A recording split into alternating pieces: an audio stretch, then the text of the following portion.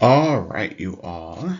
Today is Sunday, and I am recording a lecture for you all.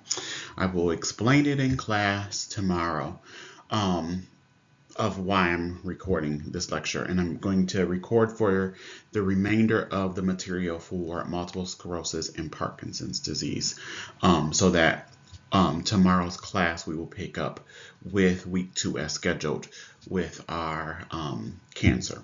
Okay. Again, I'll go over that in class tomorrow. So just be prepared tomorrow, which you already should be, with your required reading to go over cancer. To um, those, that's what's on the syllabus for this week. So this is my first time doing a voice recording over the PowerPoint, so hopefully this goes well. Um, well, let's see. We're jumping into multiple sclerosis is our next exemplar. So again, continue to keep on concept mapping with the multiple sclerosis.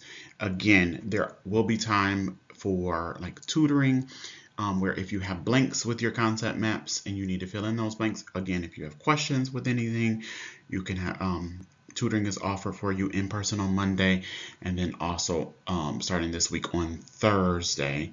Um, but then also look at that library website for anybody's tutoring. Um, and then again, I will probably offer, I will be in like the hub area on Thursday, in between like, um, not Thursday, Wednesday, Wednesday for like almost my lunch hour to try to catch if anyone has um, questions in that regard as well. Okay, so jumping into the material for multiple sclerosis. So multiple sclerosis is again, it's one of those disease processes that are affecting um, our women more so than men, and we're seeing the onset of that is generally ages 20 to 50 years old. Okay. Um, Again, going back to that, that is within, age 20 is within that childbearing years. So be very conscious of that in terms of especially the treatments that we're giving to these patients, especially medications and things of that nature. Um, we need to understand if we're working with one patient or two. Okay. Um, Not to say that this does not um, affect men. It does affect men, just in it affects women in greater numbers. Also, with this diagnosis is a chronic diagnosis. Okay, um, when talking about um, multiple sclerosis from a pathos standpoint and Guillain-Barré, a lot of students mix up, and I'm going to point out some specific ways of how you need to differentiate between the two. One of those differentiations is also when we're talking about Guillain-Barré, again, we talk about the acute aspects of Guillain-Barré, and I've said this many times. Most of the time, those patients recover, um, and they have a very acute onset, and generally within that 6 months, they start to 6 months to a year, they could recover. With multiple sclerosis, this is a chronic disease process, okay, and it's progressive in nature. So, chronic meaning there is no cure for this, right?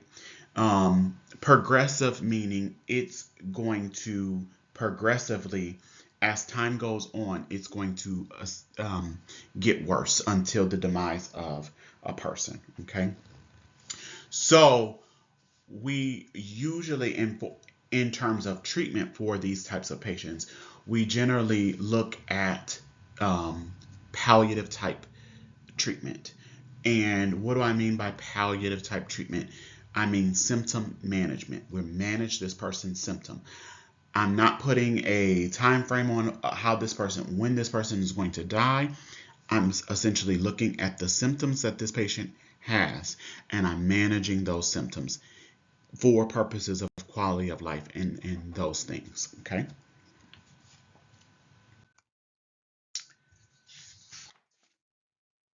So again, it's this disease process, chronic, progressive, it's degenerative. Okay. So remember I said again from the standpoint of pathophysiology. Um, here is the distinct distinction between Guillain-Barré and myasthenia and multiple sclerosis. This disorder is central nervous system. Last week we discussed in class, central nervous system is comprised of your brain and spinal cord. So this is a disease process that involves your brain and your spinal cord. Whereas when we talked about GB, Guillain-Barré, that is a PNS disorder. So when you see the trajectory of the clinical manifestations, how it presents ascending direction, it makes sense because that paralysis is within the peripheral of the body. Whereas when you see these disturbances, these clinical manifestations, they are disorders of the CNS or brain and spinal cord. This is a demyelination of that nerve fibers, and the myelin sheath can be destroyed. There is pictures in here we'll talk about. I'll show you with that pathophysiology as well. Okay. So here is the first picture actually. So you see here where that myelin sheath in picture A is, and I think with this there is a pointer here.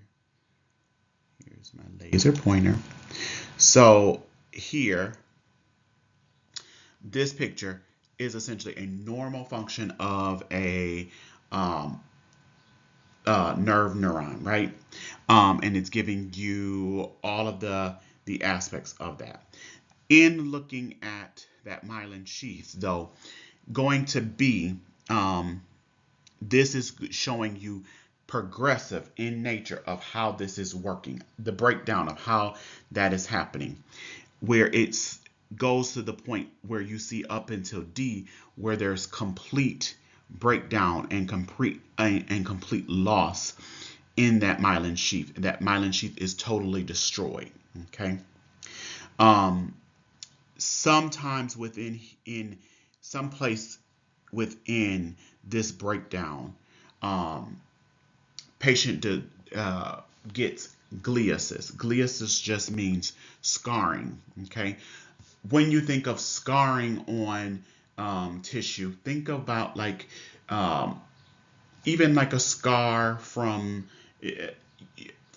like if you cut yourself and you get a scar, that tissue is generally harder. We don't use those areas generally for injection purposes because that skin is tougher and we can't essentially go through that skin. So it's almost the same concept in regards to this. When that scarring is left on the brain or the spinal cord, there's that interruption where that area is just not getting those impulses that it needs to get. Okay. Part of that, the cause of this, and in relation to the pathophysiology, three things are happening. Okay. Chronic inflammation is happening. Chronic inflammation, think of those, inflammation is a concept. Think of what is happening with inflammation. You're seeing redness, swelling, and oftentimes pain, right? So in this regard, you're also seeing inflamed, that area can be very inflamed. Symptoms can result in this as well. Swelling, a lot of swelling at the tissue area, which causes that damage to those neurons, which causes that gliasis in the neurons. Okay.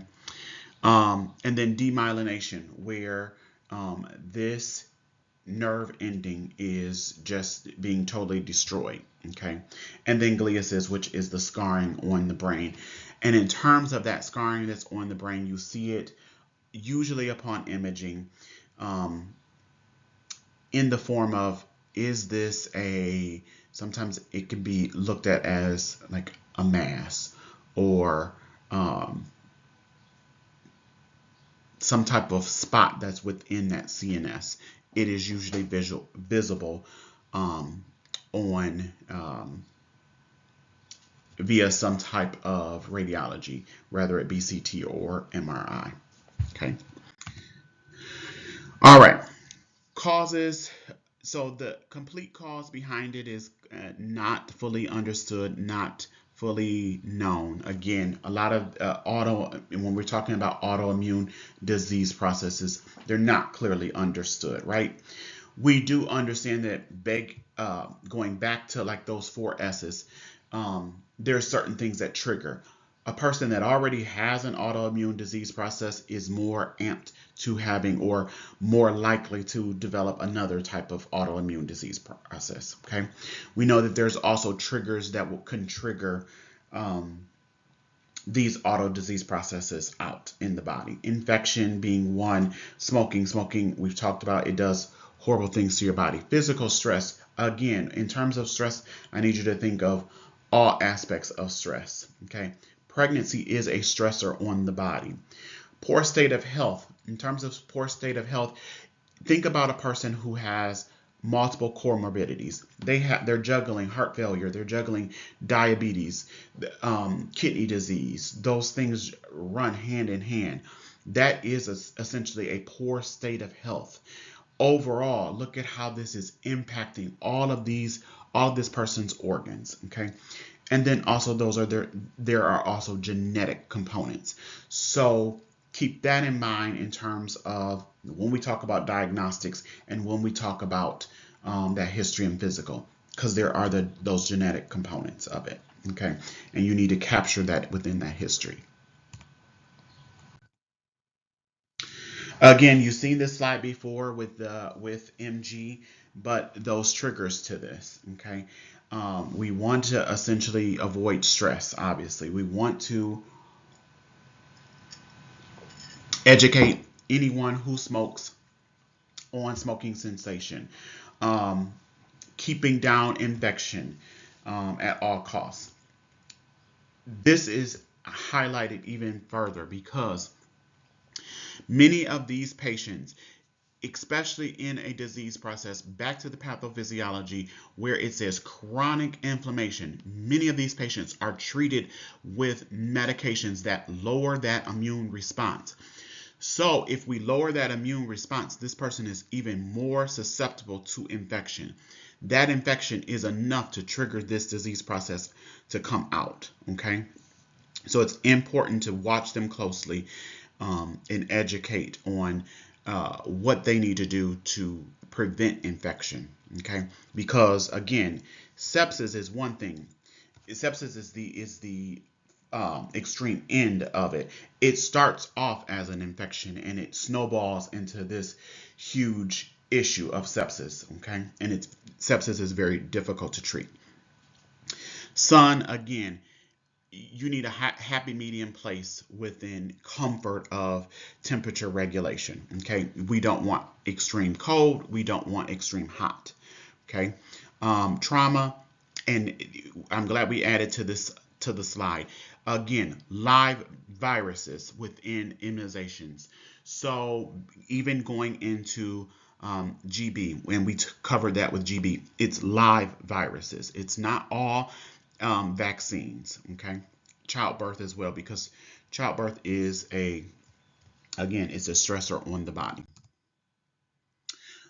A lot of times this is how these could be some symptoms in myasthenia gravis, okay, where how it manifests in the person versus a healthy neuron versus a damaged neuron, and these damaged neurons can affect different parts.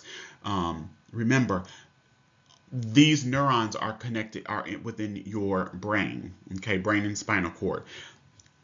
And within that damage to there is causing a issue with a part of your brain functions to support certain parts of your body. So certain parts of your brain control your vision. Certain parts of your brain control the motion for you to be able to feed yourself, or the motion for you to be able to swallow, or also numbness and tingling and things of that aspect. Okay. So when you have that damage there, depending on where that neuron is, those would be the symptoms that you could be experiencing. Not all people are going to experience the same symptoms. Um, it again depends on where those lesions are, where those masses are. Okay. Usually, clinical manifestations.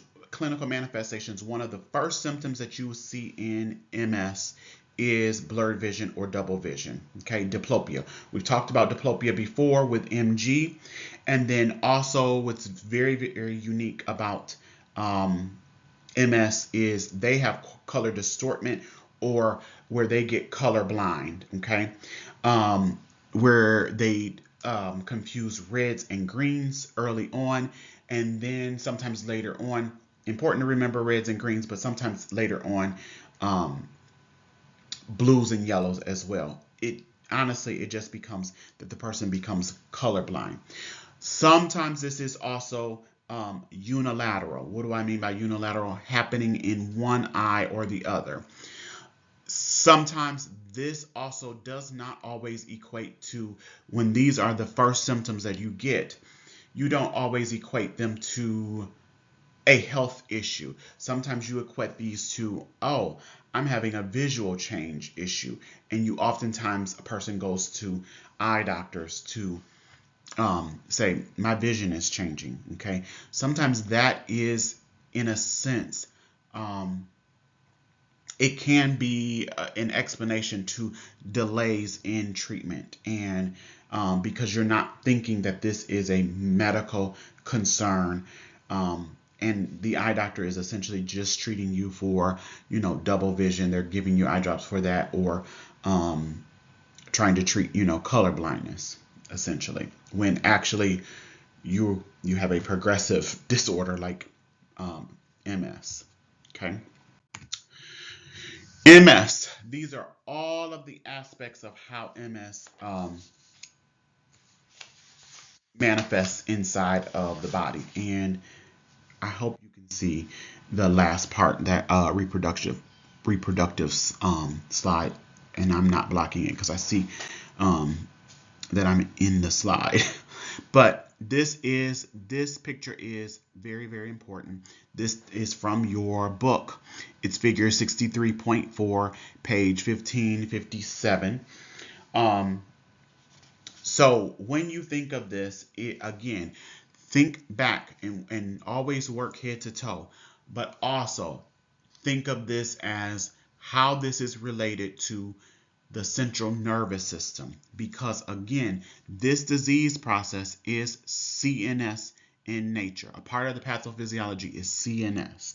Okay, so in terms of working head to toe, so when you're thinking about this person could have a lot of fatigue, could have a lot of, obviously they understand that they're in poor health and all of these disturbances are happening. So depression is obvious. Anxiety, things of that nature, unsteady moods. That could be a part of physically what's happening to the person, but it also could be a part of one of those lesions.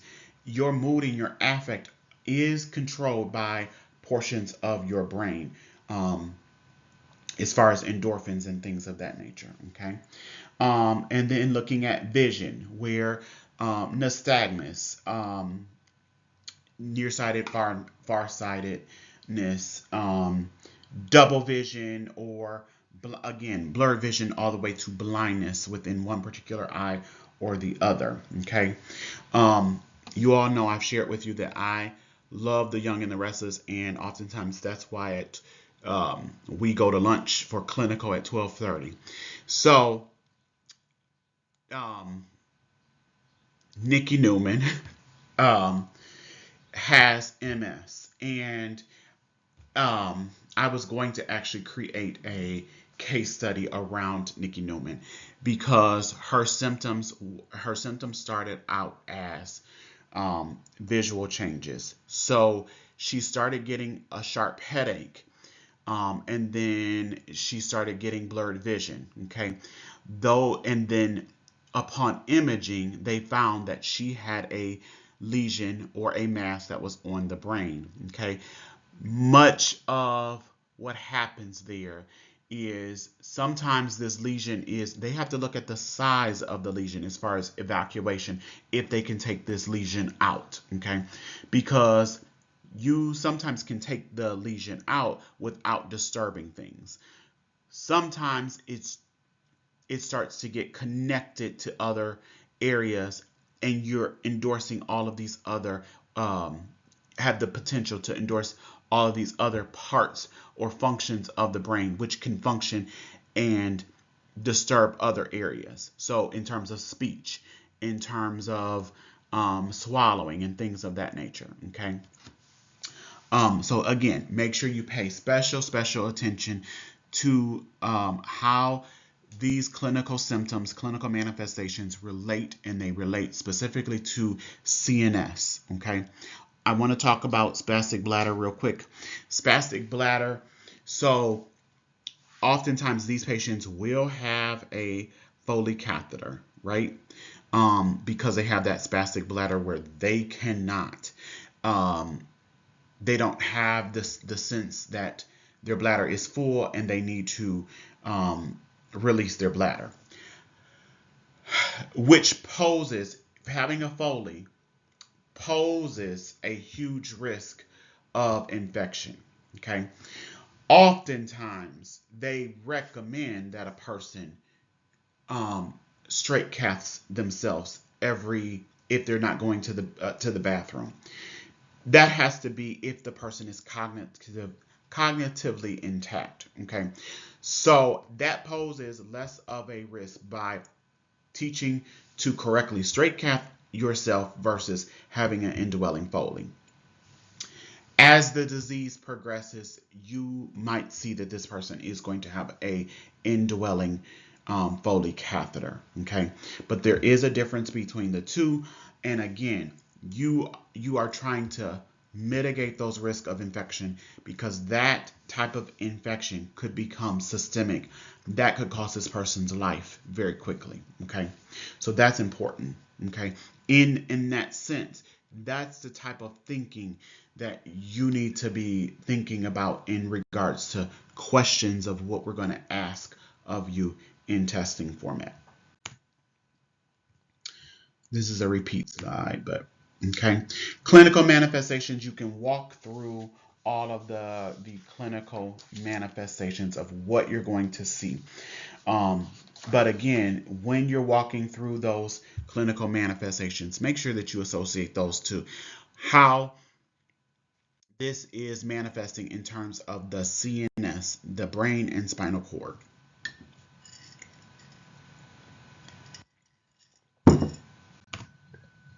Diagnostics. Okay. So, diagnostics, what are we doing diagnostics for? We're trying to see that this is, if we're assuming that this is MS, or we presume, I should say, we're presuming that this is MS, we need to be sure that this is MS. We need to make sure that this is not essentially a stroke, right? Because a lot of these symptoms can mimic that of a stroke. So again, it doesn't say it here, but you already assume your history and physical, which is a driver of a lot of your diagnostics. Okay, I'm putting it out here. There is no definitive diagnosis or diagnostic that can diagnose MS. I can't do a special blood draw. I cannot do any imaging to specifically say, this person has MS. So it goes based upon the symptoms that present and the evidence that we have that is supported by imaging. Okay. That's, again, it speaks to that history and physical. Okay. That background information along with what the patient presents with, as well as what we can support upon CT, MRI, and things of that nature. Okay. In terms of imaging, there would probably be varying degrees of imaging. You're not likely going to go straight to getting a MRI. MRIs are extremely costly. It is extremely necessary in this disease process, because there are certain things that you need to be able to see, and there's differences among what you can see as far as chest X-ray, CT, and MRI. You can Google that to see specifically the differences of what a person could actually see. And you will find with MS, it's definitely warranted that this person needs an MRI. But again, you have to support that by the data, that history and physical. What you would see on what you would expect in conclusion with MS, you would expect to see that plaque on the brain, inflammation in that brain, also atrophy in the brain, and destruction and breakdown to the tissues in that brain. Again, those aspects could be, they're also not inclusive of to specifically just MS, because in some aspects, again, these could mimic that of having a stroke, but could they also mimic the stages of early Alzheimer's disease? There is atrophy to the brain tissue that you see with Alzheimer's disease, and you only got that information after a person has passed, because the only definitive diagnosis of Alzheimer's is with an autopsy. So after looking at this person's brain, we conclude that the brain has atrophied and shrunk, I should say. Okay, so you do get that atrophy there. We also want to look at the CSF fluid. We looked at CSF fluid before. Now we want to look specifically, we're looking for specific things.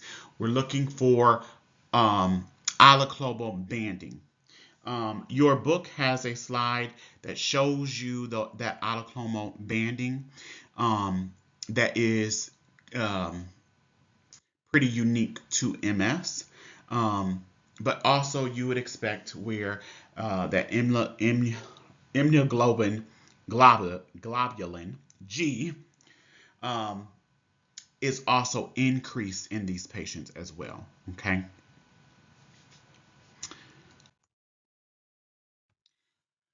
Now, a lot of you might think, and I even think this, like, okay, because all of this can be so closely connected to other things, how are we definitely sure? How do we come up with that diagnosis of MS? Okay, it's a very serious diagnosis. We want to make sure that this is an accurate diagnosis. So, for confirmation of the diagnosis, remember, this is a specially trained neurologist that is making this call. That is specially trained with MS specifically. Okay. Oftentimes, it's also a good idea to get a second opinion as well. So you have the data looked at not just one time, but by a second independent person that has, a second set of eyes to look at this data as well and to conclude this as well. But in conclusion, or confirming this diagnosis, you have 2 inflammatory demyelinating lesions, and they have to be in 2 different areas on that CNS. Okay. And they need to be at 2 different times upon imaging, because it can't be just coincidental that you see something, again, a stroke that you see upon imaging. And if you essentially, some strokes you can kind of repair in certain ways. So that's why, again, it needs to be at least a month apart, okay? But you will conclude that you would see these two lesions on the brain or spinal cord, okay? Lesions, again, can take on that of masses, tumors, things of that nature as well, okay? Scarring, gliosis on the brain as imaging as well.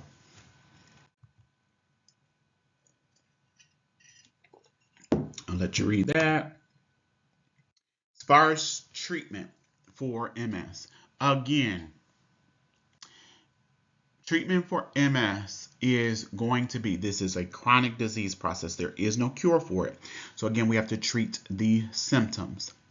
We've talked about this before. In an acute exacerbation, when symptoms are being manifest at the most, okay, when this person is getting an acute flare-up, their symptoms are aggregating them or aggravating them more and more, then we would use, oftentimes, that's when we use the corticosteroids. Because what do corticosteroids do? Part of what they do is they calm that inflammatory response, okay? So that makes sense that we would use those.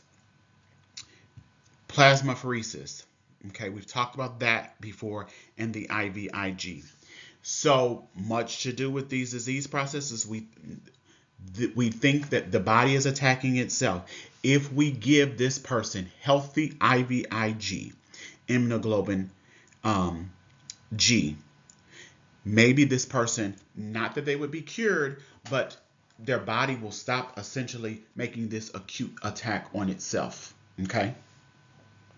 If that doesn't work, then we would start to try to cleanse those antibodies by therapeutic plasma exchange, okay? That's for acute exacerbation. Now, we said that this disease process is progressive in nature and it's chronic. Oftentimes, these patients need long-term management or maintenance therapy.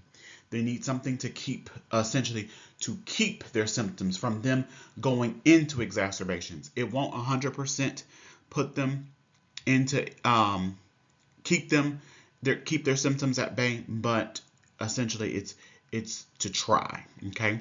And interferon B is what we would use for long-term treatment. There is differences between interferon because there's other interferons as well. One of an important thing to remember with that is one treats remission and relapses.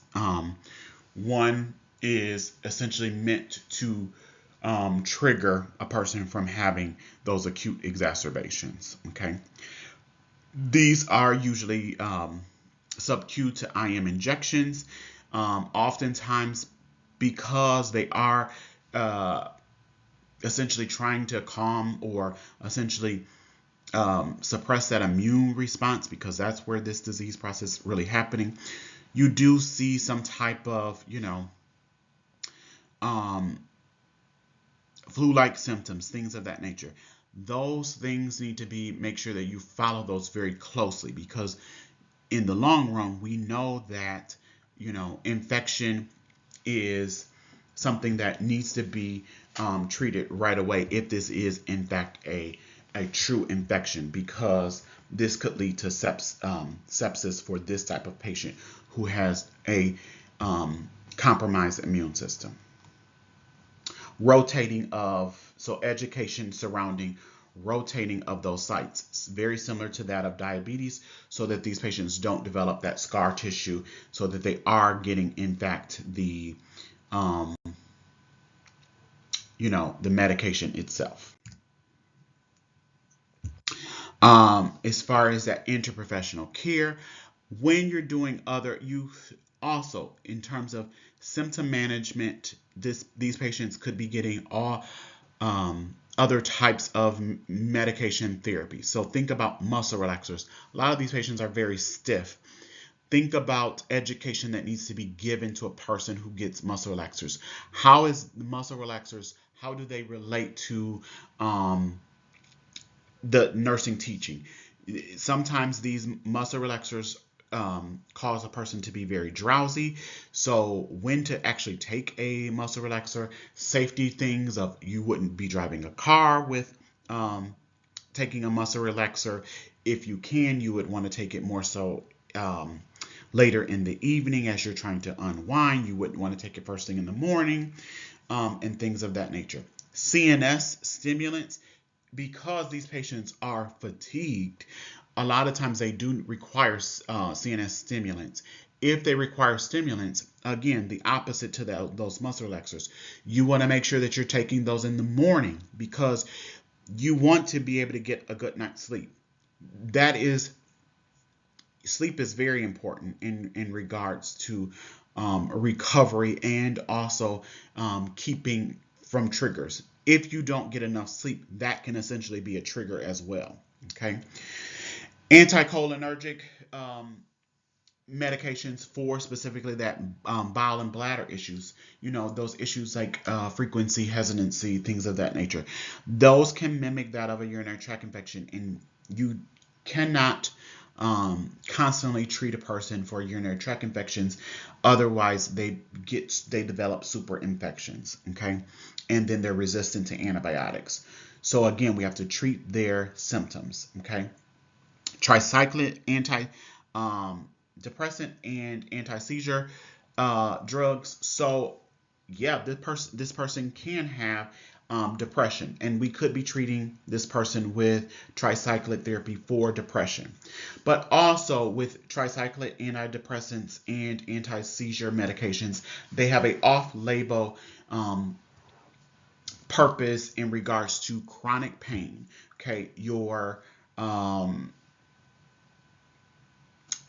Cymbalta, Wellbutrin, those things oftentimes treat chronic pain issues, okay?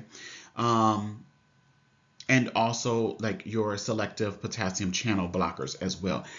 You have to be very careful with those medications because a lot of times selective potassium channel blockers, you need to watch a blood pressure with this because they can alter blood pressure, okay? You see how these are classes of medications. They're not giving you a specific name here. They're giving you classes of medications. You don't necessarily have these on your syllabus in regards to medications, but you do need to understand what these classes are, what they do in regards to the treatment of this disease process, okay? Part of also what is helpful for a patient with MS is exercise, especially in this regard because we need to be thinking about the difference between restorative versus rehabilitation. Okay. This disease process is chronic and progressive. So a lot of times with this disease process, we're thinking at some point this is definitely going to be a restorative process, meaning we're trying to maintain the function, the level of function that this person has, okay? We want to keep them walking, because we know that the trajectory of the disease process is eventually this person is going to be bedbound. We want to keep them as safe as they can with walking and ambulation and with performing their ADLs, something as simple as their ADLs.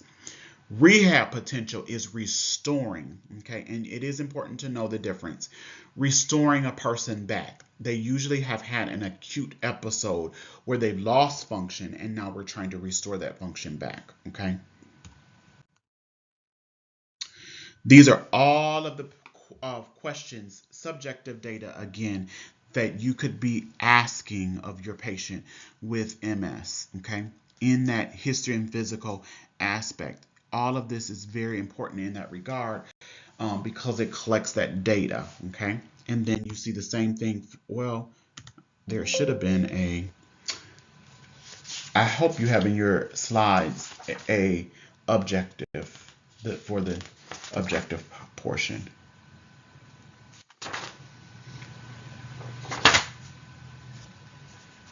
Okay. Next, we're going to cover Parkinson's. If not, I believe that there is a that comes from a page in your book, and right after it talks about subjective, it should talk about objective. Okay, so we're going to switch gears and talk about Parkinson's disease. Okay, that's our last exemplar for week 1.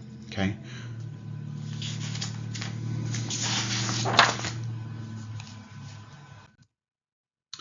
All right, Parkinson's disease. Okay, so this exemplar or this diagnosis, this is one that does affect men more so than women, and we'll talk about that of why. But much to do with the pathophysiology around this is its loss of dopamine. Okay, and in that loss of dopamine, um, the patient loses dopamine. When you think of dopamine in the brain, dopamine keeps the person from doing, or essentially helps a person to be able to do certain things. And with that loss of dopamine in a patient with Parkinson's disease, this is where you're seeing these symptoms specifically being exhibited. Okay. Um, so causes of Parkinson's disease. Um, some of it can be, well, it gives you data there. Family history can make up about 15%, but then increased risk to specifically well water, pesticides, herbicides, industrial chemicals, wood, and meal in rural living, head injuries. Okay, so based on those risk factors, I'm not stereotyping, but I'm just making a statement. The reason why this disease process primarily affects men more than women is because most of the time men are farmers, right? There are women that are farmers because I follow them on TikTok and I'm very interested in watching people with their gardens and all of that. But women or men are boxers or contact sports where they're getting hit in the head. I know women are also um, boxers and they do contact sports as well. Okay. Um, and things of that nature. But that's essentially why you're seeing um, those numbers more so greater in men versus women. So this also a part of this is Lewy body, and some of you have heard of the term Lewy body dementia, and that's kind of where it comes from.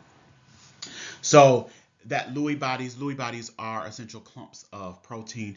Protein is a large molecule. Every time you hear me talk about the molecule of protein, whether we're talking about it in the form of Lewy body or we're talking about it in the form of your kidneys, it's too large to be there. Okay, so when these large molecules are found in your brain, they're too large to be there. They're causing destruction there. Okay, so when they're found in the brain of a patient with Parkinson's disease, essentially they also start to destroy that person's dopamine and eat away at the person's brain, atrophy of the brain, and so forth. So the patient develops that what we call Lewy body dementia. That's where those symptoms, clinical manifestations of mood issues, altered mental status, from varying from confusion all the way to, when a person is actually bedbound and they can't essentially function neurologically at all. Okay. All right, clinical manifestations of your patient with Parkinson's disease. This goes in stages. It is rather important that you kind of remember this because beginning stages of this, of how this first starts off in manifesting, is mild tremor, um, that arm decreases in your arm swinging. When your arms move as you're walking, it helps with your gait. Your arms and your legs move together, and that's with coordination. These patients, because of that loss of dopamine, they're not their movements are not always coordinated, so they start losing that coordination, they start losing that ability, and they have those decreased movements. Essentially, with that decrease of coordination, throws off their balance. That's why you're seeing more injury, more falls with these patients. Okay, that's beginning stages. As this progresses, later on, you start seeing a shuffled gait. Um, you start seeing cogwheel rigidity. That's one of those terms back from the very beginning. Make sure you look that up. Okay. Um, Loss of posture, where they're having inability to stay in an upright position. A person that is on a walker, and they're constantly walking down and drooping down into that walker, and you're saying, Mr. Jones, make sure you pick your head up, stand up tall. Okay, they're losing that ability to be able to do that. Okay. And then also when this starts to impact dysarthria and speech abnormalities, that happens 90% of the time as well over time as the disease process progresses. Okay. Um, Here is another clinical manifestations that for your Parkinson's patient, but I'm dancing around this because there is a specific mnemonic that I want you to remember. Okay. And it didn't introduce it yet, but I'm just going to say it. I want you, in terms of Parkinson's disease, I want you to remember TRAP. Okay. Maybe it's the next page. It's not. Hold on. I'm going to go back to, it doesn't let me go back. Hold on. I'm going to look at my slides.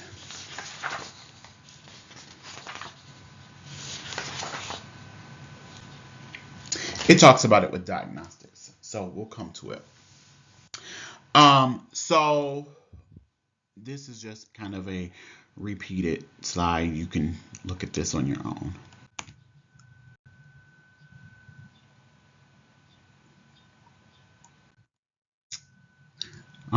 That's a repeat. This is a video on, this is specifically a video on showing you that fenestrated or that shuffled gait with your patient with Parkinson's. This is showing you the difference between pill rolling and the tremors that your patient has. Again, if you don't understand those things, absolutely click on those YouTube videos to help you. It helps you with understanding those clinical manifestations. Those clinical manifestations of how this patient presents are very, very important that you understand those aspects. Okay. Here it is. So in terms of diagnostics, and this is very, very, very important, that TRAP. Okay. So just like MS, there's no specific test that I can give to specifically say, this person has, this blood test reveals this person has Parkinson's, or this imaging develops that this person has Parkinson's. So again, taking in consideration, it has to go off of one, history and physical, background information. Think about specifically the background information that is specific to Parkinson's disease. We would develop subjective questions in that regard as well. Okay. We would develop an objective plan in that regard. Okay. And then looking at the presence of TRAP. TRAP is going back to those clinical manifestations that you would see in the patient. And what do those mean? The T is for tremor, the R is for the rigidity of the patient, the A is for the akinesia of the patient, the P is for the posture instability of the patient. When we're talking about the tremor, it starts off as a fine tremor, but this is a tremor that even when this person extends their hands out and they're a tremor at risk. Okay, so how is that different from that of a patient that's an alcoholic? Because a chronic alcoholic sometimes has a tremor as well. Over time, that tremor becomes a tremor at rest. But a lot of times, if it's a person that just, um, drinks, and sometimes they can cognitively change. They can stop themselves from shaking or tremoring. Okay, essentially that's what you see in, like, while we do field sobriety, or I don't do field sobriety tests, but why police officers do field sobriety tests, and how people are able to pass those tests because they are essentially able to sometimes stop that tremor. Okay, as drinking increases and as the disease process, it turns into that of resting, where at rest they have a tremor. Okay. Um, so these symptoms are important because, based on TRAP, this is how we're diagnosing this patient with Parkinson's disease. Okay. And we've ruled out all other possibilities of what this could be. Okay. In conjunction with to that, so having generally two of those symptoms in TRAP, in conjunction, this patient also was started on a anti-Parkinsonian drug therapy, and the patient shows a positive reaction to that anti-Parkinsonian therapy, meaning the symptoms of this TRAP got better after taking an anti-Parkinsonian drug. We can then conclude that this person has Parkinson's disease. Okay? Very, very important that you understand that. It talks about that postural instability and doing what we call a pull test. You should understand that pull test is associated to Parkinson's disease and how is it conducted. There are also links there to show you specifically. They go through how they do the pull test, conduct the pull test, and actually score that pull test. Okay. Um, I'll let you read all of this on your own, but much to do with Parkinson's disease affects the non-motor symptoms, and also your sleep cycles and sleep issues. So again, that also ties into that Lewy body dementia, and it also ties into those, how a person's sleep is so important. It's important to your heart, but it's important to, if you don't get enough sleep, you think about how you're cranky, but over time, how you become depressed, how you become anxious, how your health fails overall, how you just don't feel good. Okay. All of those things in regards to, sometimes it's the treatment in regards to how we're treating Parkinson's disease, but sometimes it's the disease process itself. Okay. So take a look at this. Again, there is no cure for Parkinson's disease, so we treat this as it is chronic in nature, meaning we do symptom management. We do a palliative care aspect of this, okay? We treat the symptoms. Okay. Complications. What, as a result of having Parkinson's, when we talked about this, I think we talked about this in lab, about the difference between side effect and um, complication. Or I think actually I talked about this in my clinical. But a complication is if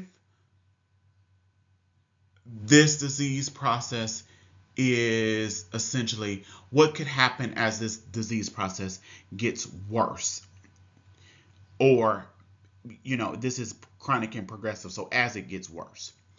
Um, Whereas a sign and symptom, or a adverse effect, is we're treating something with we're treating it we're treating a disease with a medication, right? But as a result, this could hurt something else. Perfect example, case in point. We treat, say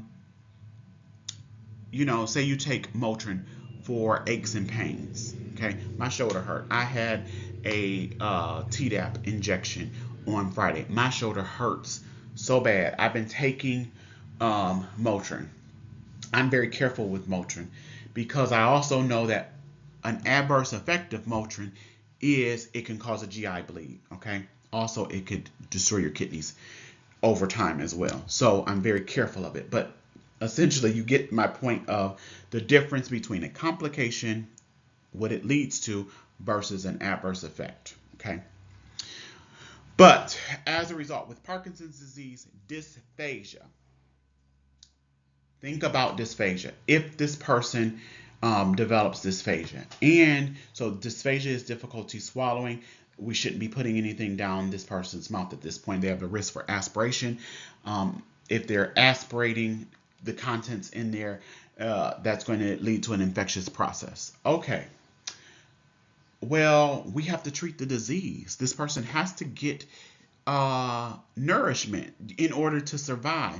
So how are we then going to, manage that? Oftentimes, this is where these patients have PEG tubes, G tubes, and things of that nature. Okay.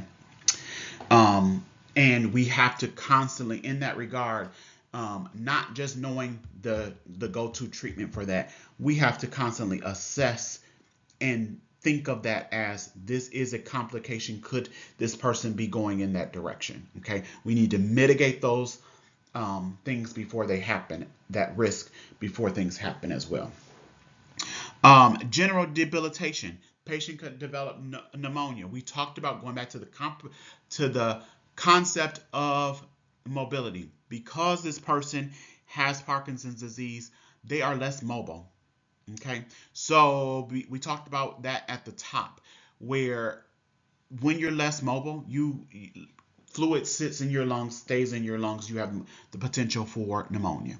You're at risk for urinary tract infections, especially because you could have that spastic bladder. You're at risk for skin breakdown because you're sitting for so much. Okay, orthostatic hypotension. Not only because of the medications, but because the medications essentially do cause orthostatic hypotension, which actually is more so on the lines of a adverse effect. But this disease process itself causes orthostatic hypotension, where that essentially increases this person's risk of falls. Okay, and when this person falls, they're going to get injured. Okay. So, a part of the drug therapy for Parkinson's disease, okay? We said that a part of the pathophysiology, this is a loss of dopamine. So, easy fix, right? Replace the dopamine. Not so easy. So, yeah, we would use it, but it doesn't work in that way, okay? That's how we essentially do try to treat this, okay? We do give anti-Parkinsonian agents that convert to dopamine to try to release that dopamine or mimic the actions of dopamine that they're lacking. But it does, a lot of the medications do help tremendously with symptoms, but they don't 100% solve the problems.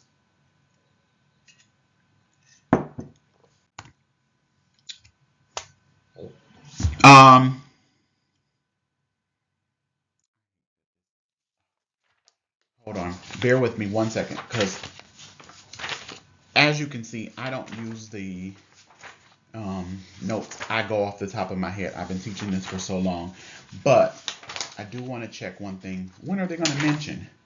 Oh, they mention it back here. Okay.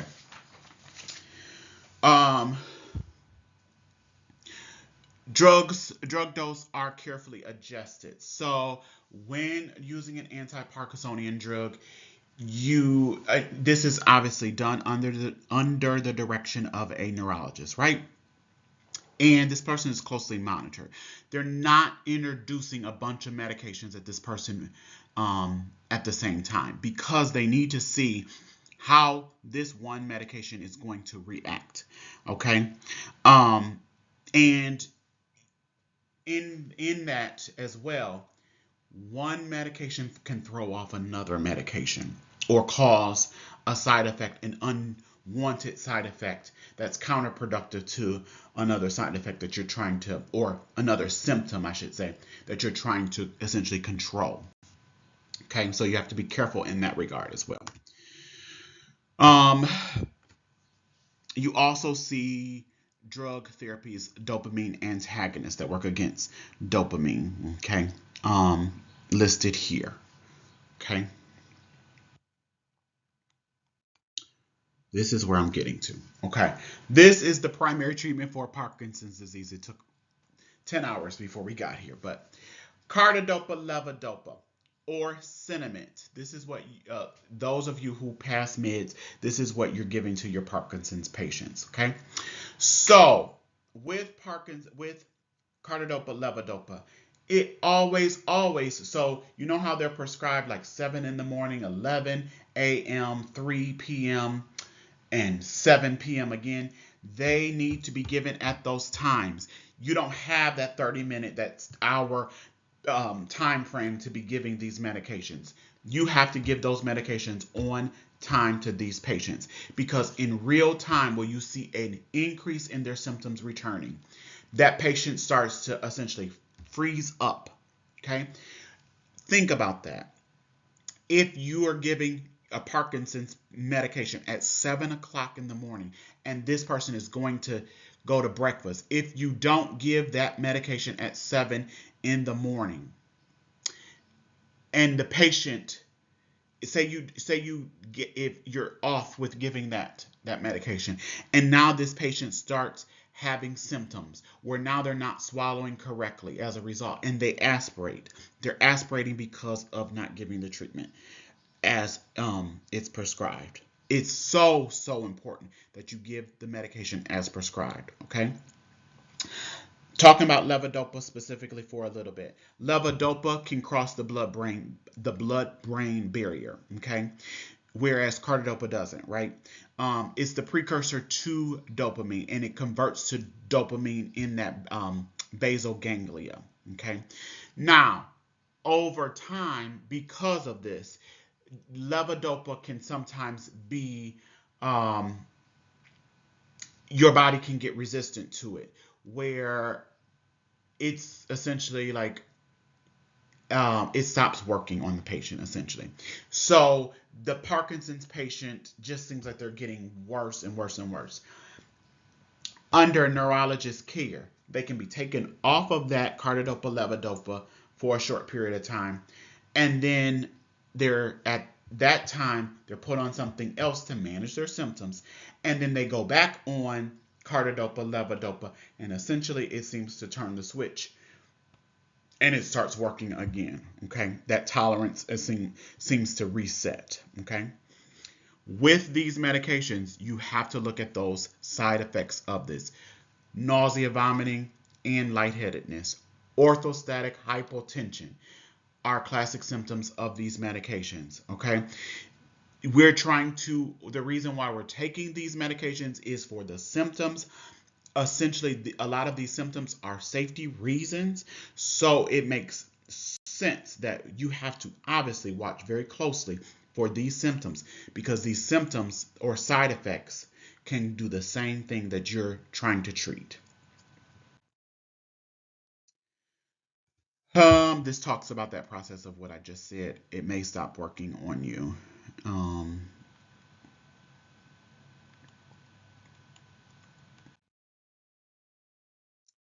this is what um, dopamine receptor antagonist meds. Read this.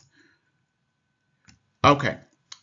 Other treatments in this regard. So, there are other surgical treatments that we could do for our Parkinson's patient. Usually, this is just for treatment of symptoms.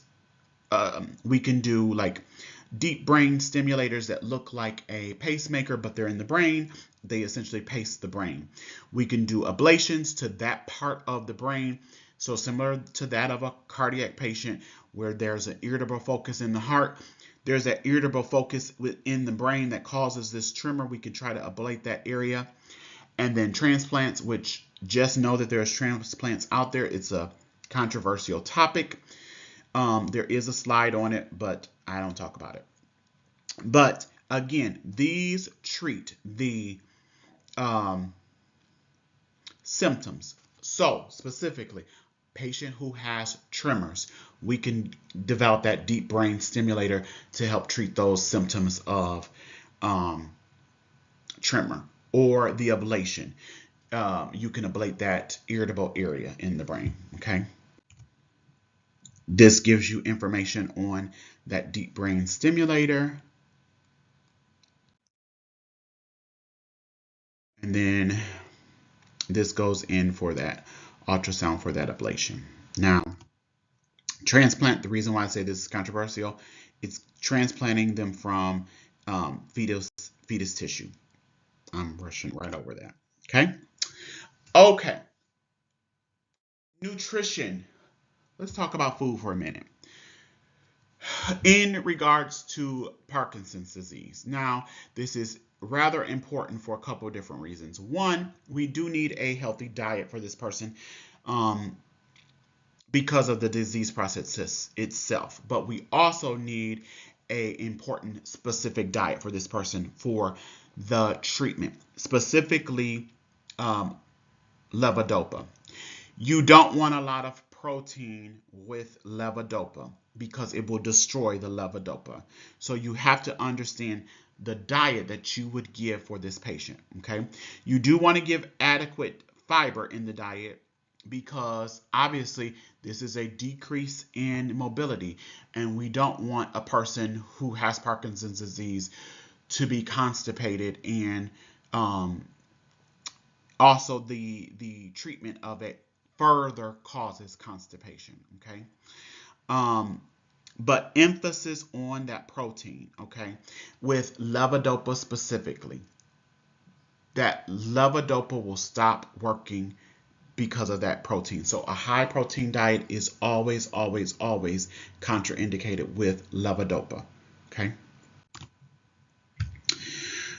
Here is your objective assessment in regards of what you would look for with your Parkinson's patient. And nursing management. You can read on this on your own. Obviously, with this, you would expect that you would have a multidisciplinary approach, meaning a multidisciplinary team. You would have a physical therapist. You would expect to have an occupational therapist. You would expect to have speech therapy working with you. You also, so at some point, you might exchange those people out, physical therapy, occupational therapy out, for that restorative that we talked about. Okay, because at some point that rehab potential could be essentially no more, and we're essentially trying to keep the normal function that you already have. Okay. Social worker needs to be in place because we need to know what's this person's wishes, as this disease process progresses. All of those things are essentially important in that nursing management. Okay. And all of this slide goes over your medications. I recommend that you look at this. This is nice. However, what I will say about this is, you see, it says it's AI generated. I didn't create these. I don't create medications for you, medication maps for you, because I'm just going to be transparent and honest. I don't believe in that. I think that you need to look the medications up on your own. And the reason why is because you need to see and commit to memory the class of the medication, the nursing considerations of the medication, the action, the mechanism of action for that medication. Okay, so I don't do those things for you, but the team has provided that for you. So take a look. Okay, just be careful with it because again, it does say it's AI generated. So make sure that it's accurate. Um, getting to the end. I know this is long, um, but it's necessary. Yep, that was it. All right, so that's it. That covers week 1. Okay. Again, tomorrow we will start with um, cancer. Okay. Have a great one. I will see you all on tomorrow in class.